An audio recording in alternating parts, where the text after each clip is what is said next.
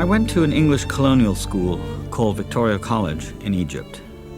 Looking back at it now, it too seems like part of the grand daydream that Kipling describes in Kim.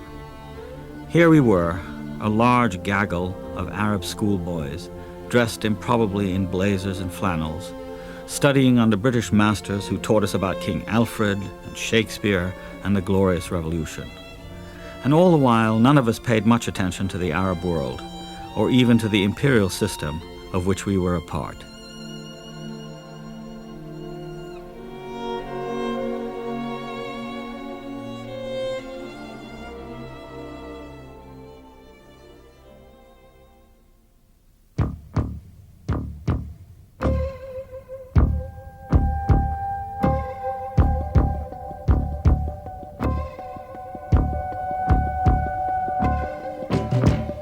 What India was for the British, Algeria was for the French. Algeria was not just a colonial possession. It was made a department of France. It is from this Algeria that one of the most celebrated and honored modern French writers, Albert Camus, emerged.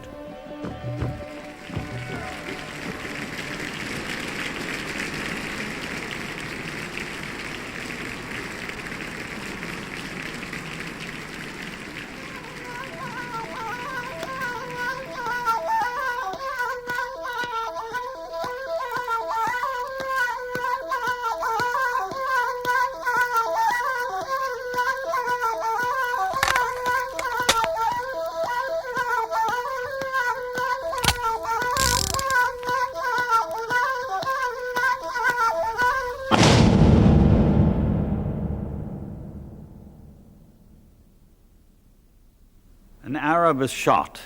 He doesn't have a name, he doesn't have any parents, he doesn't seem to have any occupation. He just dies. He's shot by a Frenchman, Meursault, who is the hero of Albert Camus' most famous novel, L'Étranger. And so it is in the fiction of Albert Camus that one finds Algeria simply a backdrop, and the Algerians who are the natives of the place are seen as the background. What really matters is the consciousness of the hero, who is always French. The fact is, of course, that the French came to North Africa, to Algeria, in 1830, and they stayed there until 1962 when Algeria was liberated. Camus is part of the struggle. By the time he started to write, the Algerian resistance was very hot, and throughout his life, Camus always opposed the Algerian demands for independence. And therefore, to understand Camus, one has to understand him as part of the contest between France as an imperial power and the North African Arab and Berber Muslims who were opposed to French colonization and fought bitterly in the War of Liberation. Ironically, most of the readers of Camus see him, the European readers, see him as a European writer in the tradition of Stendhal and Constant. Cyril Connolly, for example, in the preface to the English translation of the novel, writes as follows: "What is an Algerian? He's not a French colonial, but a citizen of France domiciled in North Africa, a man of the Mediterranean. For him, there's no 18th century, no Baroque, no Renaissance, no Crusades or troubadours in the past of the Barbary coast. Nothing but the Roman Empire, decaying dynasties of Turk and Moor, the fresh conquest, and the imposition of the laws and commerce of the Third Republic on the ruins of Islam. It is from a sultry African corner of Latin civilization that L'Étranger emerges." But to read Camus only in this way is really, I think, to misread him, because Camus is part of the French struggle against the Algerian natives.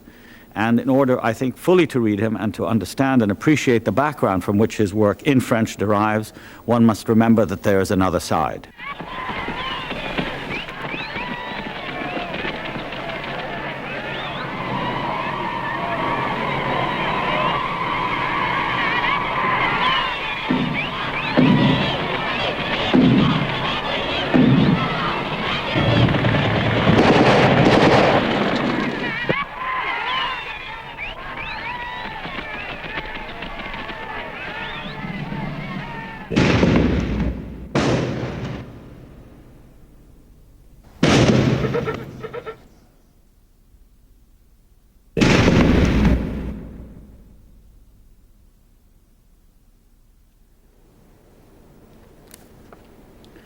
There has not yet been a single Frenchman indicted before a French court of justice for the murder of an Algerian.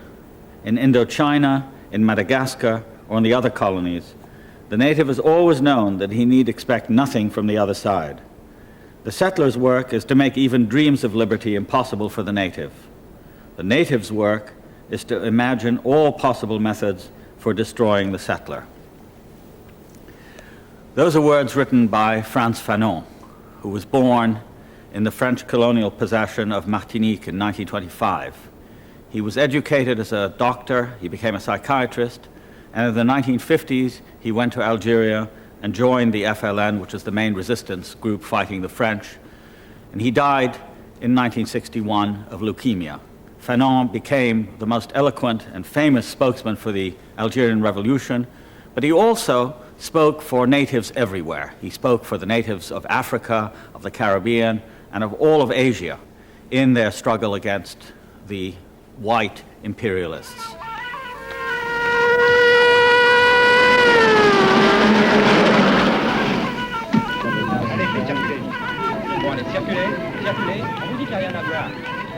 When Fanon was working as a psychiatrist in a French hospital, he started treating victims of French torture. He also started treating the torturers. And there is that appendix in Wretched of the Earth, which sort of half tells that story. Hearing the stories, examining the psyche of the torturer and the tortured, transformed him as an individual. I have no idea, and I asked Fanon twice, did you do any good to your patients? He said, je ne sais pas. I have no idea. I don't know. I said, then what happened? He said, ça me transformé. It transformed me. Because what he discovered in that relationship were 3 or 4 things. One was how injurious the relationship of domination is, both to the dominator and to the dominated, to the victim and the victimizer. The second thing he understood, and powerfully, was that race. He hadn't come to the full realization of sex about it, although he shows signs of seeing it in l'année 5e de la Révolution algérienne. But he understood that race plays a very important role in separating people artificially. And thirdly, he realized, he learned this from the Algerian victims, that when the victim stands on his feet and fights back, he is not a victim anymore.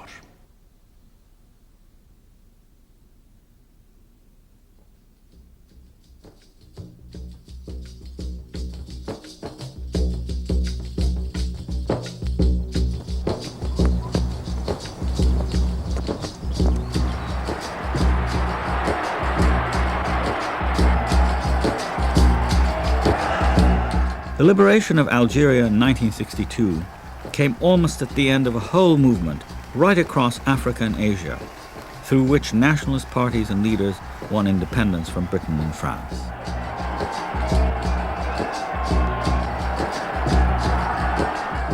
Long years ago, we made a tryst with destiny, and now the time comes when we shall redeem our pledge. Not wholly or in full measure, but very substantially. At the stroke of the midnight hour, when the world sleeps, India will awake to life and freedom.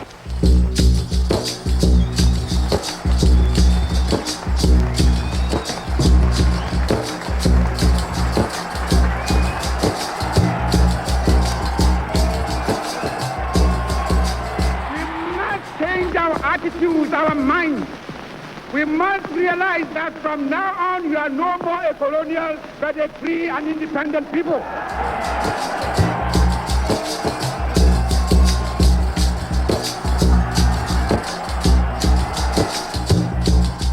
If you want to understand one another, the best thing is to talk together, to exchange views. This is my belief. We must also learn how to forgive one another. We are not angels, we're human beings. We want you to cooperate with us so that we can work together to make Kenya a suitable place for human beings to live in.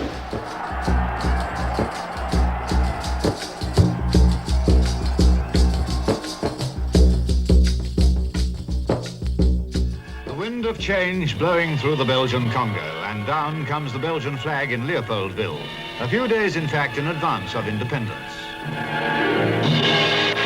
Elected as Prime Minister of the new Congo Republic, Mr. Patrice Lumumba receives congratulations from members of both Houses of Parliament. In the Arab world, the struggle for independence was personified by Egypt's Gamal Abdel Nasser. I came to political awareness of myself as an Arab largely because of what he represented, particularly during the Suez Crisis when he stood up to Britain, France, and Israel. Nasser was a tragic figure. He symbolized on the one hand the pride and inspiration of anti-imperial nationalism, and on the other, as Fanon so presciently saw in The Wretched of the Earth, the many abuses and mistakes that nationalism gave rise to after its successful and often violent struggle against the empire.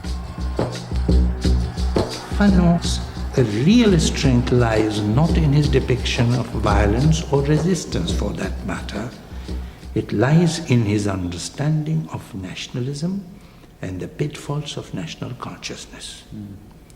And the chapter that he has written on what is wrong with national consciousness and what kind of a state this kind of national consciousness produces says a lot about what we have become in Algeria.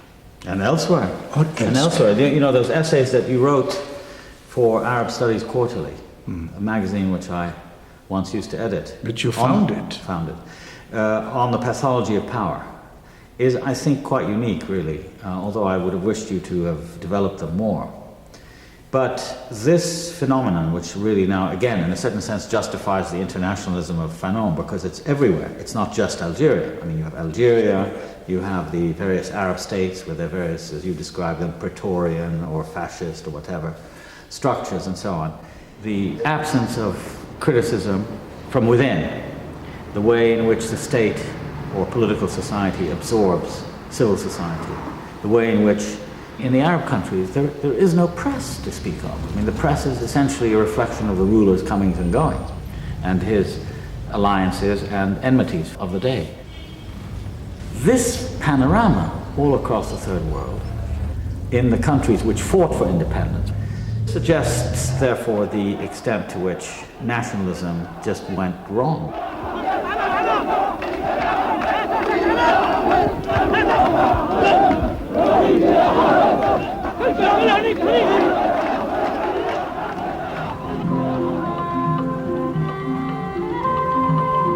This is CNN.